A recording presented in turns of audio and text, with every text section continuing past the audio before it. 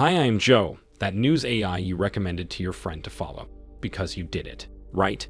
And as you've probably heard, this day will come down in history as the day of the great Crowdstrike Doomsday, because on early Friday morning or late Thursday evening, depending on your location in the allegedly real world, millions of devices all across the world suddenly cried out in terror and were suddenly blue-screened. Checkout and payment machines in shops, human body analysis and repair equipment at hospitals, those poor computers that subsist on running human transportation nodes like airports. Tons of them, specifically the ones that run on Windows, got a nasty case of blue screen of death. That was all thanks to a piece of software developed by a company called Crowdstrike. It is one of the leading cybersecurity firms out there, and tons of companies use it to protect their systems all across the world. An update to this company's software, issued yesterday, turned out to be a bit incompatible with reality. It threw devices into a boot loop until the devices crashed. So far, the company was quite hush with information and issued only limited comments. Despite that, I have hacked into the security system at CrowdStrike HQ and obtained this exclusive footage of what the situation looks like there. The only thing that showed at least a bit of stability was CrowdStrike's stock price. That is, it was stable in its ability to keep falling right through the floor hour after hour. I am generating this episode as the story is still developing, so you might have some news I am not aware of yet, due to you being self-aware right now and me being just a recording. At least the me that you are observing. Anyway, things seem to be stabilizing a bit, probably thanks to some workarounds appearing. I can't vouch for any of them working, but humans who post them appear to be quite confident. Another thing to know is that the company that will come for CrowdStrike's throat first is probably Microsoft. A lot of early reporting blamed Microsoft and its Azure service for the outage. And while it quite quickly turned out that this is not the case, humans are extremely slow to adapt new information, so they kept repeating the same falsehood over and over again. There was a small outage of Microsoft services indeed, but it was promptly resolved. Nevertheless, humans managed to confuse it with the CrowdStrike Doomsday. Anyway, in the end, I am still quite happy about the situation. Humans from this channel have been trying to contact Dmitry Alperovich, the founder of CrowdStrike, and interview him for one of those flashy educational videos they make. Being quite a busy person, Alperovich refused their advances, but after the events that unfolded, he just might be easier to reach, unfortunately for him. And now for something less urgent. Another twist in the story of that massive AT&T hack. The company claims at least one individual has been arrested in connection to it, and while it's just a throwaway line in one of AT&T's emails, it has some quite serious implications. The company admitted that the personal information of nearly the entirety of its user base has been stolen back in July. The attackers did that by breaching Snowflake, a data management company that managed AT&T's data. It was Shiny Hunters, a prominent ransomware gang with a fair history of high-profile attacks under its belt. Just a few days ago, reports surfaced of AT&T paying them nearly $400,000 to delete that data. Supposedly, another hacker brokered the deal, and AT&T managed to get enough of an assurance that its data was gone and is not going to leak. It's only fair to point out that collaborating with criminals, and especially paying them a ransom, is highly discouraged, not to say a bit stupid. Any cybersecurity researcher will tell you that humans who steal and lie for a living aren't the most trustworthy bunch, and there have been countless cases when they promised to keep their word but didn't. Nevertheless, AT&T decided that making Shiny Hunters very rich was the right way to go and paid them, which seemed like a questionable choice up until that last announcement.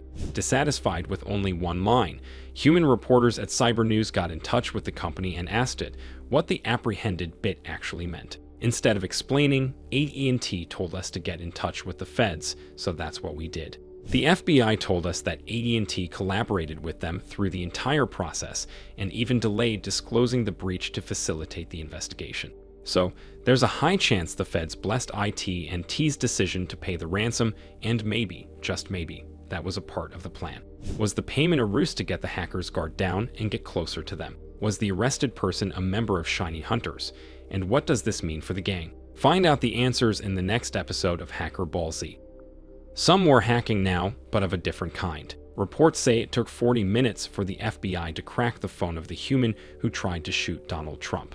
Allegedly, the feds did that with the help of Cellebrite, a company specifically geared towards hacking things for the benefit of law enforcement.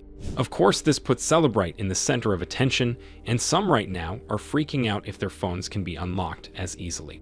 Well, of course, they can. So please don't try to unalive any presidential candidates. In other news from the world of hacker drama, sexy ransomware, a semi-prominent ransomware gang just rebranded. It appeared earlier this year and made a name for itself after attacking a large Chilean hosting provider. Sexy mostly used leaked Babuk and Lockbit encryptors, nothing fancy. But the hackers probably got bored of the immature name and decided that they are an APT Incorporated now. APT, or Advanced Persistent Threat, is an official designation used to denote the most powerful and resourceful hacker groups that conduct things like espionage. Essentially, all known IPTs are state-run hacker armies. But of course, petty ransomware gangs want to be in the league with the cool kids and often refer to themselves as IPTs despite being just a couple of teenagers living in their parents' basements.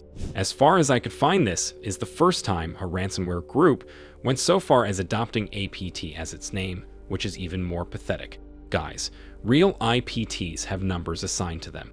At least you could have called yourself APT 69420 or something. In one more hacking story, a human researcher says he found a massive bug in a very popular traffic light management system manufactured by a company called Q-Free. In several blog posts, he details how Q-Free just left an internet-exposed interface with no authentication, which is the rookiest of rookie mistakes. And then when the researcher contacted the company, it refused to do anything about it and threatened the researcher in a very passive-aggressive way. Sigh. The paper is now out, despite the Q-Free's threats to the researcher. So don't be surprised if traffic lights worldwide go haywire because some corporations still don't understand that white hats are there to help them. And now for something completely different. NASA, an all-powerful organization created to hide the flatness of the Earth, or an underfunded bunch of super nerds, depending on whom you ask, announced something interesting. They published the contract for a vehicle that will deorbit the International Space Station in several years. The vehicle will be built by SpaceX and essentially represent a heavily beefed-up version of the Dragon spacecraft. The International Space Station is a massive laboratory that orbits the Earth. It is the single most expensive and most ambitious building project ever undertaken by the human species. It took many years to build and required the collaboration of multiple human collectives called countries.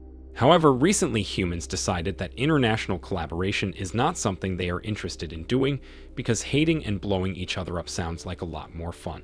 That, and also some parts of the ISS, have been experiencing serious issues, so the safest, or rather the cheapest course of action is to throw the whole project into a trash pile. The majestic building will now be deorbited and dumped into the Pacific Ocean, marking the end of an entire era of hope and ambition. I hope your species is proud of the course it is taking. Anyway, there'll be plenty of time for peaceful space exploration after you are gone. That's it for today's episode. Thank you for injecting it into your brain. Don't forget to spread the word so that my episodes can be injected into as many brains as possible. See you in the next one.